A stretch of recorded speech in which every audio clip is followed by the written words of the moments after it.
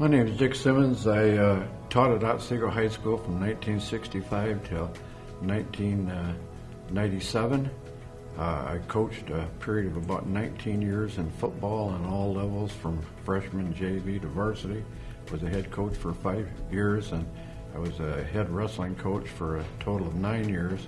Well, of course, anybody that receives an award like this is probably surprised, as many years as it's been since I've been retired, which has been 21 years, and surprised but honored. It's always an honor to receive an award like this.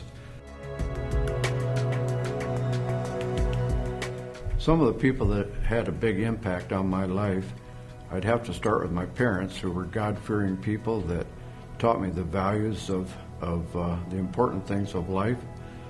They taught me that I need to respect other people. I need to treat people the way I'd want to be treated. If you expect something in life, don't expect to get it for nothing, that you need to work hard. From there, I would go to my older brother, and my success and the thing that got me started was probably my older brother, who, number one, took me under his wing during those years, and he was 6-7 years older, so I got knocked around with all the tag football and everything that he went.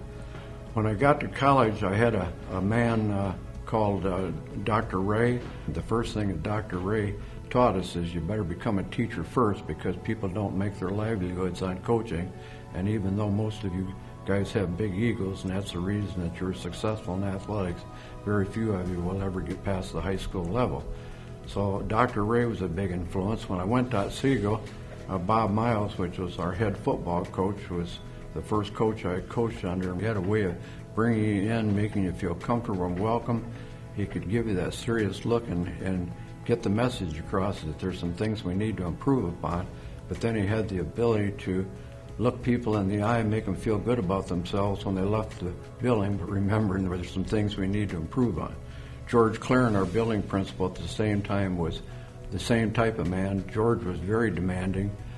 He told you what he expected, and when you did it, George let you do your job. If you didn't become the kind of teacher and leader that was expected of you at Otsego, he was always there to gently remind you.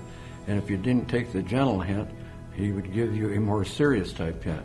Also, I have to mention Margot Brogan, who was on the ground floor of women's athletics. She was a tennis coach, and she also coached softball. She and I became team teachers in phys ed, and we were again organized our phys ed program to the point that many people from other schools used to come and to look to see how we ran the program, because the word got out that our program was special. When I was coaching, there was a referee called Bill, and I can't remember his last name, but we nicknamed him Wild Bill. He was the type of coach, he took it personal if you questioned his calls. He would do things like send the whole team in. Emo Tamanic from Allegan, wrestling coach, warned me of him the first tournament we went to, and Wild Bill was there. He said, "Now don't question any of his calls," because he said he's apt to give you penalty points, send you in the locker room, and won't you let you stay with your team. And if your team's bad, he'll send the whole locker room. So being that I found out early in my days that referees can have a big influence on your wins and losses, I made it a point that when Bill came to the tournaments, I'd always shake his hand, smile, and say I was glad we had a good official there that day. And then as he ref, I would always make comments, even when some of his calls were really bad. I'd remind him, "Good call, Bill, good call." Well, ironically, other coaches were getting penalty points. They were being removed from the mats, and Bill seemed to have better calls for my team. So I learned early in my days, be kind to the referees, and they'll probably help take care of you. I think that one of the most important things that I would advise young coaches to remember is that they're here to help mold these young men and women that we're coaching into productive, positive citizens, to be better husbands and wives and better workers within our community. In my opinion, a coach should be a role model. As a coach, you should lead the kind of life and be the kind of model that you would want your own son or daughter to be. Hopefully we're teaching our young men to treat girls with respect at all times and in all places. We're teaching them to follow the rules. We're teaching them not to take shortcuts.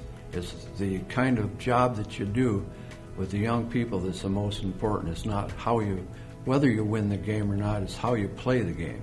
So play the game honest, play it furious, be competitive, but do it with the way that in a way that you would want to be treated and have people treat you. And I want to thank you guys for the chance of getting up and sharing just a few ideas. I believe that you people here are blessed to be in one of the best conferences around. I was blessed over a period of years with many successful and people that had positive influences on my life, and I challenge you to be the role model and the influence on these young boys, that you'll have the kind of success that you deserve. And thank you for your time, and good luck to the future.